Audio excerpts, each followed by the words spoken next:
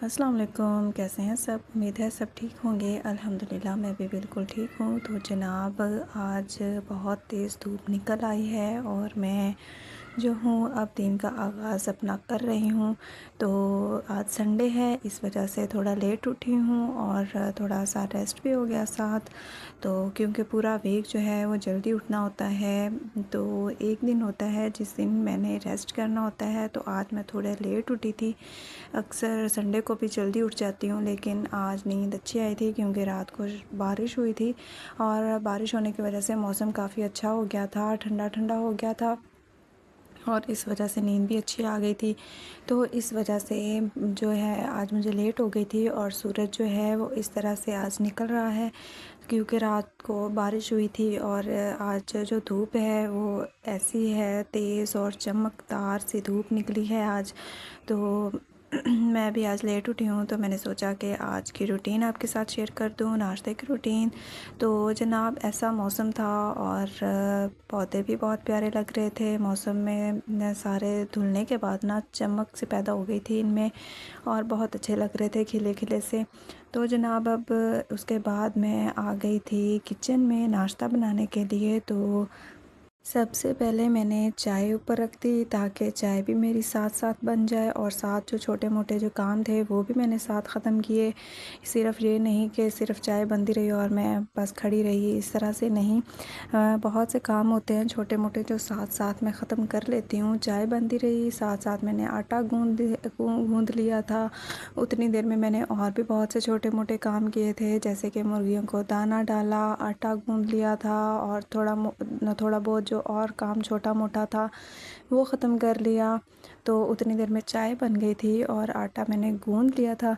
तो अब जो कल वाला सालन हमारा रात वाला बना हुआ था ना, उसमें से बच गया था, तो वो मैंने सोचा कि आज मैं नहीं कुछ भी बनाऊंगी नाश्ते में। अक्सर ऐसा ही होता है कि जो रात वाला सालन होता है ना वो पड़ा हुआ हो तो फिर उसी से ही नाश्ता जो है वो हो जाता है।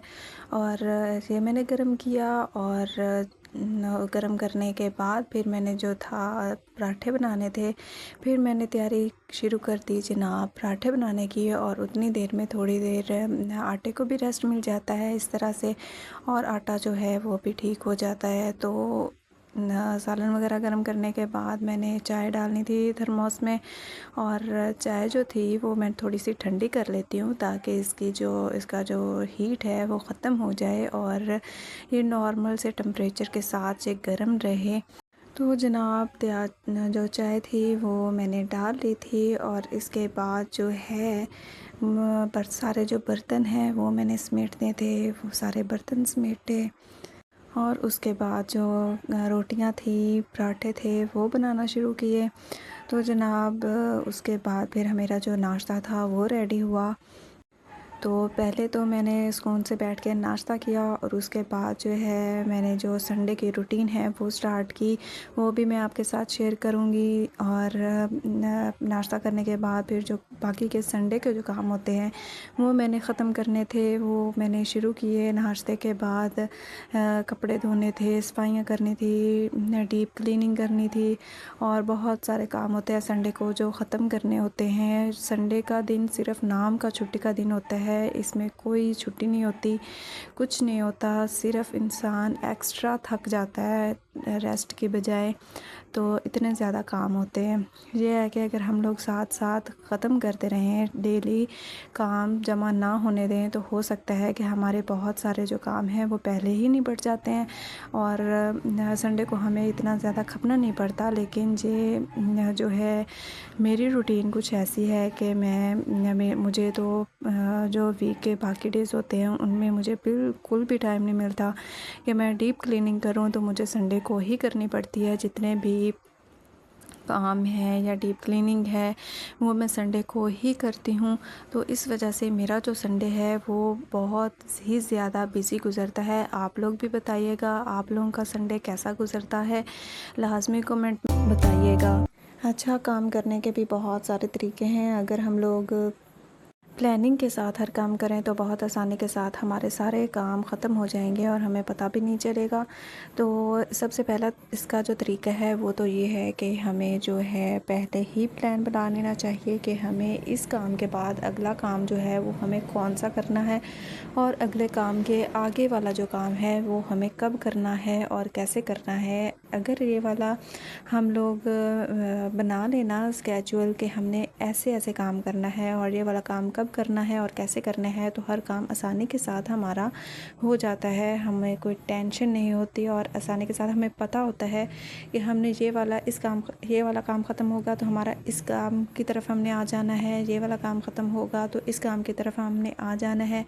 और अक्सर ये होता है कि हम लोग सारे काम एक साथ इकट्ठे कर लेते हैं और इतना ज़्यादा बर्डन आ जाता है कि हम लोग इतना थक भी जाते हैं और काम भी बहुत मुश्किल से ख़त्म होते हैं। तो ये बहुत ज़्यादा इस तरह बर्डन आ जाता है। अगर हम लोग पहले से ही डिसाइड करें कि हमने ये वाला काम कब करना है, कैसे करना है, ये वाला सारा हम पहले से ही या लिख लें या अपने माइंड में बिठा लें कि हमने इस काम के बाद ये वाला काम शुरू करना है, तो हमारे लिए बहुत ज़्यादा आसानी हो जाती है। मैं अक्सर ही ऐसे करती हूँ संडे वाले दिन और मेरा तकरीबन आसानी से भी काम हो जाता है और जल्दी भी हो जाता है। तो मैंने बहुत सारे काम ख़त्म करने होते हैं संडे वाले दिन और मैं ऐसे ही करती हूँ। तो जनाब इस तरह से मेरा जो संडे है वो गुज़र जाता है। और आप लोगों का कैसे गुज़रता है लाज़मी बताइएगा।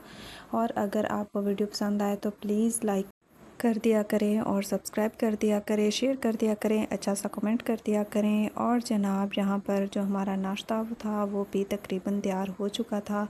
जो अंडे थे वो भी मैंने फ्राई कर लिए थे। नाश्ता तकरीबन अब तैयार था।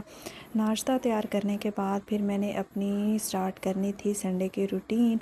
नाश्ता मैंने सुकून से करना होता है और उसके बाद फिर मैंने अपने जो काम हैं वो ख़त्म करने होते हैं, क्योंकि नाश्ता हमें आराम से, सुकून से और चैन के साथ बैठकर करना चाहिए और भरपूर करना चाहिए। तो मैं सुकून से बैठकर अपना नाश्ता करती हूँ। जनाब मेरा नाश्ता जो था वो तैयार हो चुका था और इसके बाद मैं स्टार्ट करूँगी अपनी संडे की रूटीन और वो भी मैं आपके साथ इंशाल्लाह शेयर करूँगी। तो जनाब मेरा नाश्ता जो है वो तैयार हो चुका है। जनाब ये था मेरा आज का व्लॉग और साथ ही मैंने जो दूध था वो बॉयल होने के लिए रख दिया था। हल्की हल्की आंच पर ये भी बॉयल होता रहेगा और साथ उतनी देर में मेरा जो नाश्ता है वो भी हो जाएगा और बाकी के काम मैं बाद में ख़त्म करूँगी। तो जनाब ये था आज का व्लॉग। अगर आपको पसंद आया हो तो प्लीज़ लाइक कर दीजिएगा, चैनल को सब्सक्राइब कर दीजिएगा, अच्छा सा कमेंट कीजिएगा और शेयर लाजमी कर दीजिएगा। मिलते हैं अगले, तब तक के लिए अल्लाह हाफिज़।